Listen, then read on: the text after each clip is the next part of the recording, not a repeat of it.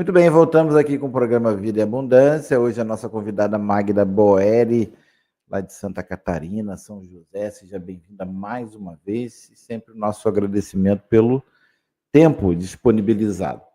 Hoje nós vamos falar sobre três assuntos: estratégia de adoção, as barreiras que nós podemos encontrar para adotar o homeschooling e metodologias.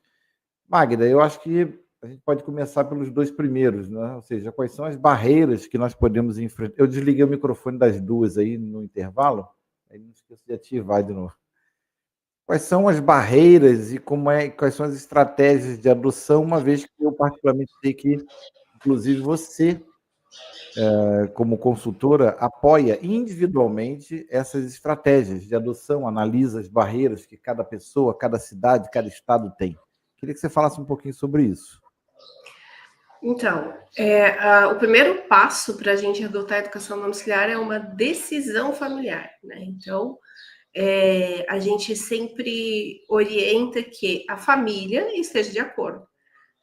Casais que são separados, por exemplo, às vezes o marido não concorda, né? Ou a esposa não concorda. A gente aconselha, então, que não faça.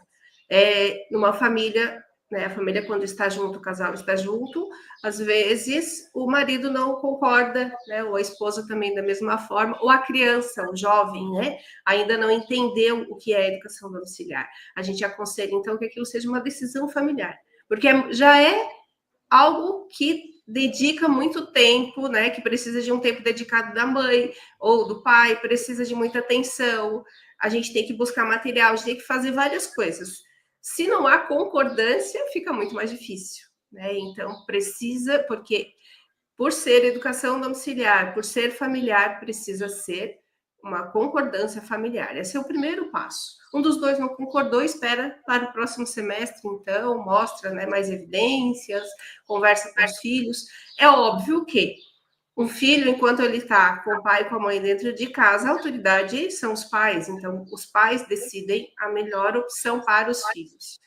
Os filhos são mais fáceis de convencer, né? Isso quando eles já estão numa idade um pouquinho mais avançada. Quando são pequenos, não, eles já vão acostumando naquele ritmo. Então, hoje, uma das barreiras que a gente encontra é essa. Outra barreira que a gente encontra é a regulamentação, que nós ainda não temos. É fazer com que as famílias entendam que a educação domiciliar ela é legal, ela é constitucional, mas ela precisa de uma regulamentação. O que é a regulamentação? É aquilo que o Estado vai dizer como a gente vai aplicar. Vamos ter que matricular numa escola, os pais terão que ter ensino superior, precisa ser segunda BNCC, então eles vão nos dar as diretrizes de como a educação domiciliar vai ser aplicada dentro da nossa casa. Hoje nós não temos, né?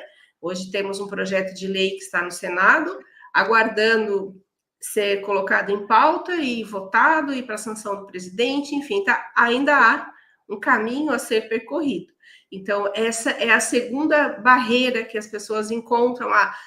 E aí a maioria diz, né? Quem não conhece, não é legal, né? Então, estamos fazendo algo que é contra. Não, estamos dentro da legalidade e dentro da constitucionalidade. Está na Constituição que a educação domiciliar, que a educação ela é um dever dos pais e do Estado, então é constitucional, porque está dentro da Constituição, e é legal porque nós ainda não temos uma lei que nos proíba. Então, não estamos contra a lei, né?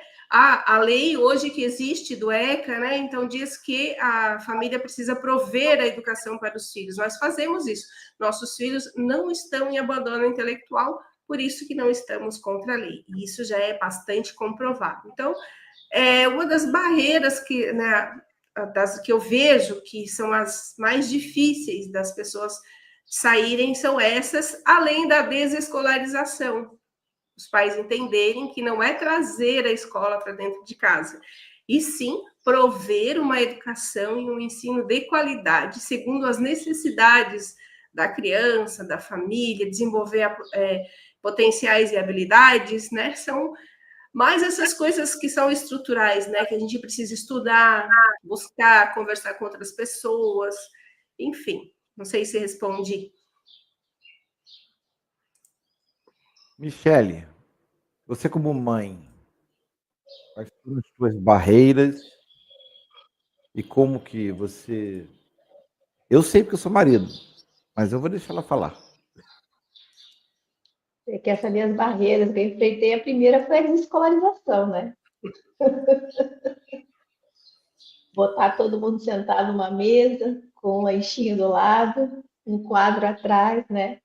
Como se fosse montar um ambiente escolar dentro de casa, né? Essa foi a parte mais difícil e também, acho que ao mesmo tempo, simultaneamente também, a questão da gente enfrentar a oposição, né? As pessoas que não concordam, que se opõem, principalmente essas pessoas, elas estão dentro da família, né? Porque a partir do momento que o pai e a mãe decidem, mas tem os parentes, né, que não concordam, que acham um absurdo, e que aí gera um desconforto, né, por não colaborarem, por infelizmente acabam se metendo. E eu acho que isso aí é normal em tudo. Tudo que você decide fazer que não é normal, né, para a vida comum que as pessoas têm, né, gera esse desconforto. Mas até na profissão que você decide fazer, meio que fora ali da normalidade, as pessoas vão, mas isso aí não dá futuro, isso aí não sei o quê, mas é o que você quer fazer. Você vai encontrar uma barreira, você vai ter que, mas é o que eu quero, vou estudar, vou fazer. Então, em tudo, a gente encontra essas barreiras, né, na nossa vida. Mas o importante foi que a gente tinha convicção, né, do que a gente queria fazer. E eu vejo também, o Flávio, uma barreira assim com relação à socialização, que é o que todo mundo fala, né? Ontem mesmo eu estava conversando com uma pessoa e ela falou assim: o que eu mais vejo quando eu penso assim, em educação domiciliar, assim, eu penso, mas aí eles não vão se socializar com outras crianças. E isso não é verdade, né? Eles se socializam sim, porque a partir do momento que você está numa praça, a partir do momento que você está numa natação, num futebol, qualquer coisa que você coloque o seu filho para fazer, ele está se socializando com crianças, né? E o que eu acho ruim, né? A gente até já conversou aqui com a Magda sobre isso, é o fato de você estar entre quatro paredes com crianças que não são todos que você tem afinidade, você precisa conviver, né? Então, é aquilo, na vida a gente vai escolhendo as amizades, né?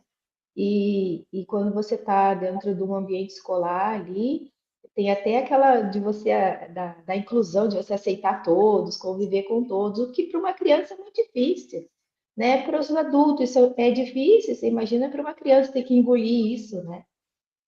Então, é complicado. E essas são essas barreiras aí que a gente enfrentou e que ainda enfrenta, né? Muitas pessoas não concordam, apesar de depois ver o resultado e repensar, né? Eu acho que é assim, ó, eu acho que todos aqueles que veem barreira, né? A Magda tem mostrado, várias pessoas desse meio têm mostrado, que acompanham a educação domiciliar, que estão ali lutando, né, por isso mostram o resultado da educação domiciliar. É importante a gente procurar o resultado, não ficar só nas barreiras, né?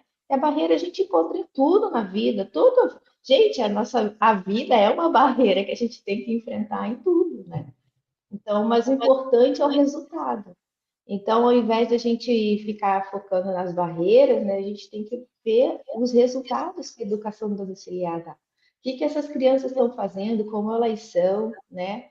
Então, você vai ver crianças assim educadas, né? Crianças inteligentes, crianças trabalhando, crianças que eu falo assim, já formada, né? Trabalhando, já gerando fruto daquilo ali. Então, é muito gratificante, né? Então, as barreiras faz parte da vida. Eu queria falar exatamente sobre essa questão de resultado, porque isso é uma coisa que incomoda muito aos pais que realmente têm uma preocupação com o ensino dos seus filhos. Se eles vão alcançar o resultado esperado. E aí vai depender muito do que você, como pai, entende que é um resultado, né? Se você entende que o resultado é que seu filho vai ser rico, vai ser um grande profissional de uma grande empresa multinacional, então você tem que delinear estratégias de acordo com isso que você pensa. Eu, como pai, sempre pensei que ser um pai de sucesso era o nível de influência que eu tinha sobre os meus filhos. Então eu mudei completamente o rumo da minha vida no ano de 2012, mais ou menos ali. Eu mudei completamente a direção da minha vida em relação aos meus filhos, né? Eu larguei o mundo corporativo, era 2 horas de viagem para trabalhar, mais 2 horas para voltar, mais 9 horas trabalhando, e aí chegava em casa, era um alô, boa noite, no dia seguinte eu dormia e não via. Não era isso que eu queria, não era isso que eu entendia. Havia um espaço, um gap muito grande entre o que eu vivia e o que eu gostaria de viver em relação aos meus filhos. Eu não queria chegar 10 anos depois, olhar para 4 intrusos dentro da minha casa, saber quem eles não são, né? Então, eu determinei. Então, o que você imagina para o seu filho, né? Em contrapartida, o que hoje o mundo oferece, as escolas oferecem, que podem atrapalhar esses teus objetivos? É muito influente o mundo, né? O mundo em que ele vive hoje tem um poder muito maior de influência do que você como pai, então você tem um forte indício de uma aplicação de homeschooling. Agora, se a escola que ele está frequentando não vai influenciar ou influencia pouco a ponto que o seu filho já tem nível, caráter suficiente, então talvez não seja o momento da aplicação. Não era o meu caso. O meu caso é que eu queria filhos, homens de caráter, homens que fossem fiéis a Deus. E aí isso para mim foi determinante. Tanto é que hoje, dentro da individualidade de cada um, todos são pessoas de caráter, são pessoas realmente que me influenciam, né? Porque se eles são de caráter, eles me influenciam hoje, como eu influenciei eles ontem, hoje eles me influenciam quando conversam comigo, quando falam. Então, foi isso que eu tracei. Para mim, ser um pai ou ser uma pessoa de sucesso é uma pessoa que, ao final da sua jornada, ela vai ter um caráter consolidado. Então, eu trabalhei em cima disso. E, para mim, era fundamental, então, que eu aplicasse o homeschooling de maneira imediata. Levamos ainda 2 anos para fazer, porque tínhamos o medo, né? Não tínhamos ninguém ao nosso redor que dissesse como fazer, então fomos para o YouTube, procuramos a NED, advogados, ouvimos muitos vídeos, até que veio a oportunidade exata, correta, adequada para a gente fazer a aplicação. Né? Esperamos o momento certo, claro que mesmo depois da adoção, tivemos as nossas dificuldades, né? Que é, cara, o que a gente faz agora? Que metodologia a gente usa? A gente vai falar isso daqui a pouquinho. Mas no momento certo que Deus abriu as portas, nós fizemos a implementação do homeschooling. E depois tivemos algumas barreiras no decorrer. Mas hoje eu sou grato a Deus, porque eu olho para dentro da minha casa, olho para os meus filhos e eu vejo que a parte que eu podia colaborar para construir o caráter deles, a minha parte está feita. Né? Com falhas, mas está feita. Né? A partir do momento que eu entreguei, eles têm que seguir e continuar esse trabalho com seus maridos, esposas, já não é mais comigo. Muito bem. Falei mesmo. Flávio, posso dar continuidade? É só no segundo bloco. Ah, tá bom, então depois a gente fala. Já vou abrir com você, porque a gente tem os nossos patrocinadores e a gente volta daqui a pouquinho. Ótimo. Muito bem.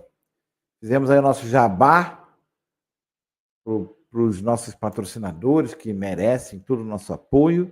E a Magda queria dar continuidade, né, Magda, àquilo que estava sendo dito aí. Fique à vontade. Então, você falou de algo muito importante que eu sempre friso para as famílias educadoras, né? A escola, ela é extremamente conteudista. Ela enche a criança de conteúdo, aquilo é cansativo, é maçante, é chato, e ela é segmentada. Ela não é algo em que a criança ela consegue conectar um conteúdo no outro. Pela minha experiência pessoal, quando eu fui na escola, eu tinha muita dificuldade de entender. Eu perguntava assim, meu Deus, por que tanta matéria, né? Por que tanta coisa? Por que uma coisa não tem a ver com a outra? Para mim era difícil de entender e hoje eu entendo que as crianças elas têm dificuldade de aprendizagem justamente por causa disso. Porque é muito segmentada, é muito conteúdo, é muita informação e uma informação que 40 minutos de aula a criança ela não consegue absorver o que realmente ela precisa aprender daquilo ali, o que ela precisa guardar. A nossa forma de estudo também é totalmente equivocada, porque nós aprendemos para tirar uma nota na prova. Então, a criança estuda, o jovem estuda, fez a prova, esquece o que aprendeu. Então, nós não sabemos aprender. E a educação domiciliar, ela nos faz aprender a aprender. E isso é muito rico, é muito importante. Mas o Flávio falou algo que eu acho fundamental para a decisão da família educadora. 2 pontos. 1, entender o porquê faz a educação domiciliar. Eu vou fazer porque eu não gosto da escola, porque a escola é muito cara, porque meu filho sofre bullying. Não, eu vou... Ou o outro motivo, que foi o motivo que me fez fazer educação domiciliar, é a formação do caráter dos nossos filhos e propósito. Porque a educação domiciliar, você consegue acompanhar o seu filho na integralidade, você consegue perceber potenciais e habilidades, falhas de caráter, situações que você pode corrigir no dia a dia. O que o Fábio falou hoje foi a coisa mais importante e fundamental para uma decisão de uma família, acompanhar os seus filhos. Porque, veja bem, você deixa seu filho 4 horas, né? Deixa lá 7h30 da manhã, pega meio-dia, aí a maioria dos pais trabalham a tarde inteira, quando não tem uma outra pessoa que acaba cuidando dessa criança durante o dia, vê o filho 9 horas da noite, está todo mundo cansado, desgastado, desmotivado, não tem vontade de conversar, a vida está cada dia mais cheia de problemas, mais cheia de dificuldades. Então, quando a família se encontra, está todo mundo com carência e com dificuldade, porque não teve tempo hábil para resolver as suas situações. Uma criança, ela demanda muito da família, ela demanda muito da mãe por um determinado período. Só que quando a gente faz bem feito aquele período, o resto da vida aquela criança não vai dar problema. Ela não vai dar problema para a sociedade, para os avós, para os pais, para a igreja. Ela vai ser uma pessoa íntegra, uma pessoa que vai contribuir com a sociedade. E isso é a coisa mais importante, é você saber o propósito, que é segundo Deus, que nós precisamos colocar Cristo no coração dos nossos filhos e formação de caráter. Eu quero dizer assim, ó, que eu, com os meus 3 filhos, eu já colho muito, muito dos resultados da educação domiciliar, né? Ontem a minha filha deu um testemunho na igreja que encheu meu coração, porque a gente sabe quando uma pessoa ela tem a mente sóbria, quando ela passa pelas dificuldades, pelas provações, mas ela pensa, ela raciocina. E hoje a escola ela tira esse poder do ser humano que é de formação de pensamento. Hoje não, tudo é entregue para a criança com pronto, né? Ela já sabe o material que ela tem que estudar, ela já sabe o dever que ela tem que fazer, a página que ela tem que ler, o livro que ela tem que ler, está tudo pronto. Ela não precisa se preocupar em formar pensamentos, ela não precisa se preocupar em interpretar, né? Ela não precisa, já está tudo pronto ali para ela. E ela só precisa decorar, tirar uma nota boa na prova e passar no ano e encerrou o processo. Nós temos um outro processo que é formação de caráter e formação de pensamento. Fazer com que a sua criança, então, ela veja uma situação, ela analise aquela situação e ela tenha uma posição segundo aquilo que você ensinou, segundo aquilo que o pai e a mãe, então, conduziram aquela criança. Então, ela tem condição de tomar uma decisão. Poxa, isso aqui não é bom para a minha vida porque é contra os princípios de Deus. Não, isso aqui eu não vou fazer porque a Bíblia diz que... Então, essa, para mim, é a coisa mais importante, você formar caráter do seu filho. A presença de um pai é um assunto que eu acho que no próximo programa a gente falar sobre isso, a importância de um pai na vida de uma criança. Na década de 60, havia em torno de 3% de crianças que nasciam fora do casamento, se chamavam de bastardos, né? Era muito comum a gente ouvir esse termo. Hoje, já são mais de 80% de jovens, de meninos, que são criados sem o pai. Então, aí você já vê que, por que nós chegamos onde nós chegamos nos dias de hoje? Porque a ausência do pai na família, casamentos, né, que não são casamentos, não tem um compromisso, separações, então tudo isso gerou uma formação de pessoa, de caráter, de família, diferente daquilo que a gente busca. Então, a presença do pai é a coisa mais fundamental. Esse final de semana, eu tive uma experiência muito... eu digo assim, ó, que eu só de observar aquilo, eu me senti uma mãe honrada e me senti uma esposa, assim, com o dever, aquilo que Deus me colocou vendo ser cumprido. Nós estávamos indo para um grupo familiar numa outra cidade, e meu filho agora, né, está com 19 anos, já dirige, então eu fico no banco de trás, né? Aí na frente estava o Anilton e ele, e eu estava no banco de trás só observando. E observando a conversa deles. E o Anilton ensinando ele, porque a autoescola, e é exatamente isso que acontece na escola, a autoescola ensina você a ligar o carro, e, né, ligar, parar, se movimentar, mas dirigir mesmo, entender de carro, quem é que faz isso? É o pai. Porque quem me ensinou a dirigir também foi meu marido, né? Eu aprendi a ligar o carro na escola, mas dirigir, pegar a estrada, tanto que as pessoas dizem que eu dirijo melhor que muitos homens, né? Porque eu aprendi na prática, no dia a dia, e eu vi meu marido fazendo isso com o meu filho esse final de semana, ensinando o proceder, ensinando como é que é fazer uma curva, como é que é acelerar, ensinando o potencial do carro. Gente, o que é isso? É formação de caráter, é formar um motorista na sua integralidade lá na estrada, que não vai trazer problema para outras pessoas. E meu marido usou uma frase muito interessante. Ele disse, João, você já faz uma direção, porque ele dirige muito bem, apesar de recém ter tirado carteira, mas desde muito pequeno, quando a gente saía para as viagens, ia para outras cidades, visitava outras igrejas, que a gente viveu muito na estrada, ele sempre foi de perguntar muito, né, sobre sinalização, sobre estado, sobre velocidade, sobre carro. Então, toda aquela formação durante todos esses anos, hoje dá resultado num bom motorista. Então, educar filhos, ensinar filhos é algo que não acontece de um dia para o outro, não acontece por 4 horas, né? É uma vida inteira. E o resultado, às vezes, você vai ver só lá no futuro. E esse ensino e essa dedicação, né? O Flávio falou desde 2012, olha quanto tempo. E hoje nós estamos vendo resultados. Então, isso não acontece de um dia para o outro, mas exige um esforço, exige uma dedicação. E a coisa mais importante no ser humano é o caráter dele. É o caráter segundo Cristo. É você criar um homem e uma mulher que serão dignos de Cristo lá na frente, posicionar quando precisa se posicionar. Eles não vão com a boiada, como a maioria hoje, né? Ah, tá todo mundo indo para lá, a gente vai também. Sem sequer questionar, sem sequer pensar, analisar o que está acontecendo e decidir, não, a minha formação, a minha criação, hoje eu entendo que eu preciso decidir dessa forma e às vezes é totalmente o contrário. Então, eu penso que hoje a maior barreira que as famílias encontram é essa, porque é muito fácil você terceirizar a educação do seu filho. E aí eu vou fechar com outro testemunho que a gente teve no grupo familiar, de uma senhora que criou uma criança, né, que ela cuidou de uma criança por 4 anos. E quando essa criança foi para casa, a mãe não conseguia mais dar conta daquela criança, porque uma criança pequena, de 4, 5 anos, né?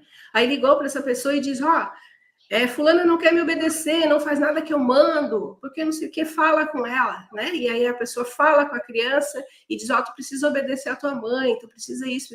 Por que aquela criança não obedece à mãe? Porque a referência dela não é a mãe, a referência dela é a pessoa que criou ela por 4, 5 anos, todos os dias, o dia inteiro.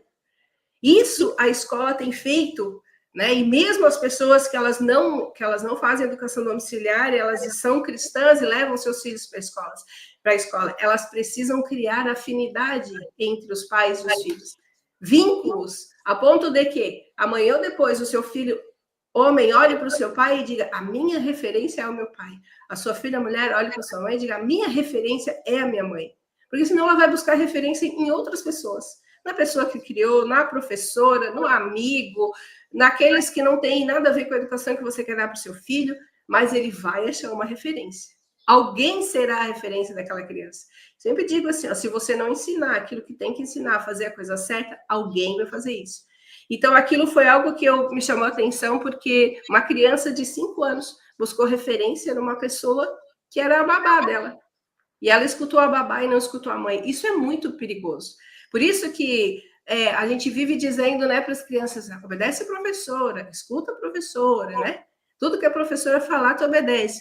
E chegou um determinado momento, a gente colocou a educação dos nossos filhos na mão da escola, na mão da igreja, na mão de outras pessoas, e aí a referência dos nossos filhos são essas pessoas, né? Michele, antes de você falar, eu vou colocar um comentário aqui da Karen, e aí queria que você comentasse em seguida esse comentário aqui. A Karen diz assim: irmãos, eu concordo com a visão da educação em casa, mas nem todos, como o meu caso, têm condições de criar seus filhos desta forma. Quero falar da luta diária de criar nossos filhos estudando no secular e criá-los com o caráter de Cristo. Trabalho no secular, eu e meu marido, e mesmo assim os nossos filhos estão no reino. Deixa eu só, antes da Michelle falar, nós concordamos, Karen, com isso. É que o assunto hoje especificamente é homeschooling, mas aqui tratamos da educação familiar, que é o que você está falando. O papel do pai, o papel da mãe em educar seus filhos, mesmo que eles estejam na escola. Isso é o que você está falando, isso é o que a gente fala aqui também. Hoje o assunto é homeschooling, ou seja, aquelas pessoas que querem adotar a educação domiciliar. No meu caso, por exemplo, eu tracei uma meta, tracei um plano e adotei. Nós não estamos dizendo que a educação domiciliar é para todos. A própria Magda, depois, se você quiser conversar com ela, assim, isso a gente entende. Nem todos podem ou vão querer adotar. Mas a educação familiar é isso que você está falando. É o papel do pai, o papel da mãe em criar seus filhos, mesmo que eles estejam numa educação secular. Os meus filhos, durante muito tempo, tiveram, até o momento que eu não quis mais. E aí eu planejei e fiz uma adoção do homeschooling para os meus 2 filhos mais novos. Mas os meus mais velhos tiveram a mesma educação familiar. Estudaram nas escolas e tiveram a mesma... Né? Eu quis largar o mundo corporativo para poder trabalhar em casa e fazer esse acompanhamento em casa. Lutei, batalhei, sofri, paguei um preço de abandono de carreira, por exemplo, né, que mexe muito com o homem quando ele abandona uma carreira profissional, porque a gente acha, às vezes, a gente é criado com uma pessoa dizendo: se tu não estudar, não vai ser nada, se tu não fizer uma faculdade, não vai ser nada. E na verdade, quando eu descobri isso, eu também passei isso para os meus filhos, que o caráter não depende do local que você trabalha. E nós concordamos com isso aqui, tá, Karen? Só que hoje o assunto é educação domiciliar. Michele, queria que você falasse um pouquinho aqui. Depois tem um comentário da Célia, não sei se vai dar, que ela fala assim: tenho muitas pessoas aqui nos Estados Unidos que estão bem-sucedidas e fizeram homeschooling, e já foram para a faculdade e têm carreiras bem legal. Né? Elas estão felizes com essa escolha. Então, é isso aí. Lá na frente, é lá na frente. Bom, a melhor pessoa para responder isso é a Magda, não sou eu, né? Mas assim, tem que ver a idade das crianças também, né? Se são crianças que precisam, ou se já são mais velhos e podem ficar em casa, né? Mas cada caso é um caso. O importante é isso que a gente está falando aqui, é de você estar presente na vida dos seus filhos, né? A gente sabe hoje a dificuldade que é lutar pela, vamos dizer, né, pelo dia a dia, o pão nosso de cada dia, né? Muitos pais e mães precisam, sim, ir para o meio para trabalhar, para fora, né? Nem todo mundo consegue fazer isso home office, trabalhar de casa, e aí precisa. Mas a gente precisa entender o que a gente faz aqui nesse quadro, desse programa, é mudar, é renovar a mente com relação à educação dos filhos, a nossa importância com eles, né? A gente acha que botar na escola eles estão educando, não estão educando o teu filho, né? E a quem dá a educação somos nós. E hoje a gente pode até dizer que eles estão tentando educar, mas, né, você não sabe quem está lá. Você não sabe o que eles pensam. Então, por exemplo, você preza pelo reino, né? E a pessoa que educa o teu filho lá na escola, que ensina teu filho lá na escola, não é do reino, não é contra às vezes o reino, né? Então, essas coisas a gente tem que ficar sempre, sempre em alerta, né? Então, olhar o material, conversar com o filho. E aí, não é assim, sempre perguntar como foi. Não, tá na mesa, na hora do almoço. um café da manhã, senta ali, né? E de uma maneira assim informal, conversa, faz o culto doméstico, né? Para que eles falem, para que eles coloquem para fora, né? As situações que estão ocorrendo. E isso você vai, né? Trabalhando, vai passando a visão de Deus, vai corrigindo as falhas deles, né? É esse o nosso papel. Dentro de casa, esse é muito mais fácil, porque você, se eles estiverem dentro de casa, é muito mais fácil, você vai estar observando o tempo todo, né? Mas os poucos momentos que tem, não dá para chegar em casa e falar, estou cansado, vamos todo mundo dormir e bora para o dia seguinte, né? Então, assim, ó, aqueles que precisam botar as crianças no colégio, né, que não tem outro jeito, tem que ter um trabalho dobrado depois para ter esses momentos com eles, para conversar, para dialogar, para fazer com que eles falem, para fazer com que eles tenham confiança nos pais, para se abrirem, para contar, porque às vezes a criança está com medo, não vou falar, porque não sabe o que vai acontecer, né? Então, para eles se abrirem, para eles falarem o que eles ouviram na escola, o que estão falando, né? Então, assim, o nosso radar tem que, não vou nem dizer que tem que dobrar, tem que triplicar, né? E a gente não pode deixar correr frouxo sobre as coisas que estão acontecendo, porque as coisas estão ficando muito estranhas dentro das escolas, né? Nesse âmbito de formação de caráter. Então, a gente tem que ficar muito ligado. Então, se precisa ir, atenção triplicada, sempre conversando, sempre buscando. Mas eu creio assim que a melhor pessoa para falar sobre isso é a Magda, né? Que tem muito mais experiências, não só na família dela, mas como ela trabalha com isso, né? E eu queria falar também, Flávio, rapidinho aqui, já vou no final, né? Sobre outra. A gente pode deixar para outro programa, só vou deixar uma deixa. Sobre uma outra dificuldade que a gente tem, né, Magda? Na questão de, tá, vou botar meus filhos dentro de casa, e agora? Não sei nada, como é que eu vou fazer? Né? Gente, quando você quer fazer alguma coisa, por exemplo, você fala assim, eu vou, quem sabe eu vou fazer, cortar cabelo. Você vai fazer um curso. Tudo que você quiser fazer na tua vida, tu vai fazer um curso para fazer aquilo. Teus filhos, a mesma coisa. Ah, eu vou, meu filho é pequeno, vou fazer um curso para alfabetizar meu filho, qual o problema? Hoje a internet está à disposição, né, com vários métodos, várias coisas para você aprender.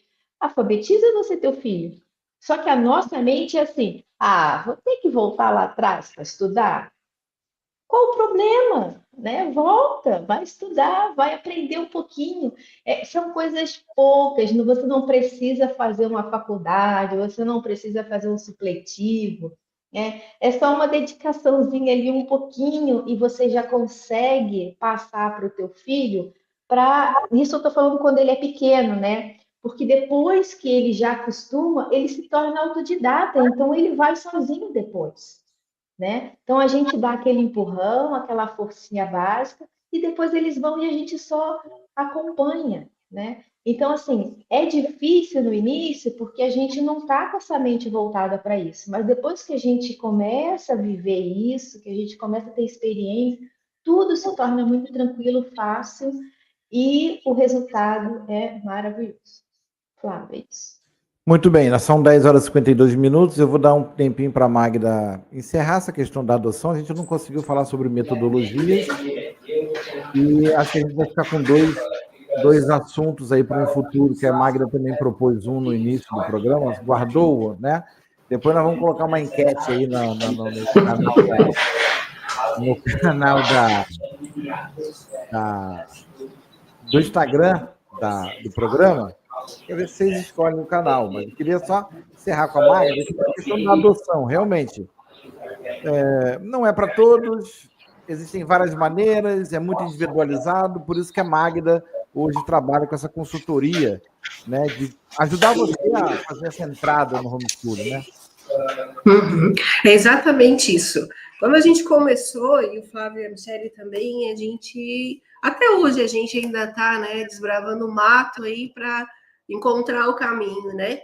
Mas quando a gente começou, a gente não tinha esse auxílio, não tinham pessoas. Então, quando a gente quer fazer alguma coisa, a gente consegue. Eu lembro aqui na minha cidade, eu não tinha nenhuma família que fizesse também. Eu tinha uma família em Blumenau, onde a gente começou a ter pouco de contato. Hoje nós já temos um grupo de quase 200 famílias. Então, é possível, né? Outra coisa, a educação domiciliar, ela está aberta para todas as pessoas. Qualquer um pode fazer, mas nem todos podem fazer. Alguns não querem fazer, porque de fato dá bastante trabalho. Mas a gente sabe que uma das coisas que Satanás fez para destruir a família foi tirar a mulher dentro de casa e colocar nela também um encargo de ser provedora, de trazer os recursos para dentro da casa. E isso a gente sabe que fez com que a mulher ela saísse, tirasse os olhos dos filhos, muitas vezes. O que a gente precisa é cuidar do nosso coração. E eu tenho certeza que se Deus olha para dentro de uma casa e sabe que não tem uma outra possibilidade, que a pessoa não consegue fazer, ela até quer, né? Então Deus vai honrar, mas a gente paga um preço muito maior, porque o esforço é muito maior. Eu lembro que quando meus filhos passaram pela escola, quando eles chegavam da escola, todos os dias tinha que tirar os bichos da cabeça, a gente dizia assim, né? A solução é o culto doméstico. Então a gente precisa ouvir nossos filhos, conversar com os nossos filhos, observar os nossos filhos e entender que a escola não é responsável pela educação e ensino dos nossos filhos. A igreja não é responsável. Deus deu os filhos para os pais. Os pais é que têm esse encargo dado por Deus e seremos cobrados por isso. Eu creio muito na educação domiciliar, eu creio muito no ensinamento do reino, mas creio que a gente precisa de um esforço muito maior, porque é por um período, isso não é para a vida inteira, né? E elencar as prioridades. Né? Às vezes entender que, mas é muito trabalho, é muita matéria. Entender o que é educação domiciliar de fato, né? Raiz, o que é que Deus quer para nós, porque ela já existe desde a fundação do mundo, é um mandamento divino, e Deus não ia nos dar esse mandamento se não nos desse junto a capacidade de também fazer, né? Então, é um trabalho que a gente faz aí com muitas famílias, e cada vez está aumentando mais. E o nosso esforço hoje é muito mais para fazer as pessoas entenderem, explicar o que é de fato, porque se perdeu isso, né? Se perdeu, não, meu filho vai na igreja. Não, vai na igreja, está tudo certo, meu filho tem uma escola boa, uma escola cristã, os professores são bons. Gente, não se engane, né? Não se engane, porque mesmo que a gente estando no reino hoje, com tudo que a gente recebe, a gente também pode desprezar, também pode não obedecer. E não é só ir na igreja, né? A gente precisa praticar, precisa viver, a gente precisa ter a vida divina. Então, é isso que a gente tem uma conversa aí para programa, para 5 horas de programa, né? Mas a gente sabe que nosso tempo é limitado.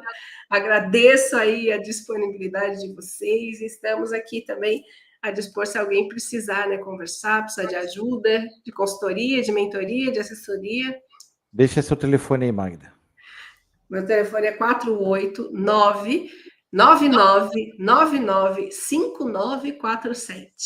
Gente, é 59, né? É que são 99, quase são 59. Mas repete e depois, se você quiser colocar em algum lugar, ou também se você acompanhar o YouTube, volta o YouTube, mas repete só mais uma vez, por favor. 489-9999-5947. E também tem o meu Instagram, que eu tenho bastante informação, principalmente para quem está iniciando, né? @MagdaBoeri. Lá eu deixo bastante informação básica para as pessoas entenderem o que é educação domiciliar, né?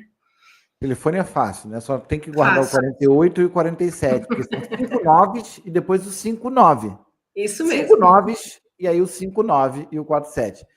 Queria só deixar também aqui para... Hoje, olha só que coisa interessante. Hoje eu sonhei que estava dando um testemunho a respeito de uma etapa, de um momento da minha vida. E eu vou dar esse testemunho agora, assim, e queria até que a Karen entendesse, assim, que esse testemunho é meu, da minha esposa, no momento da vida dela. Isso não cabe como uma direção divina. Mas, na época que nós aceitamos o Senhor na nossa vida, eu passava muita dificuldade financeira.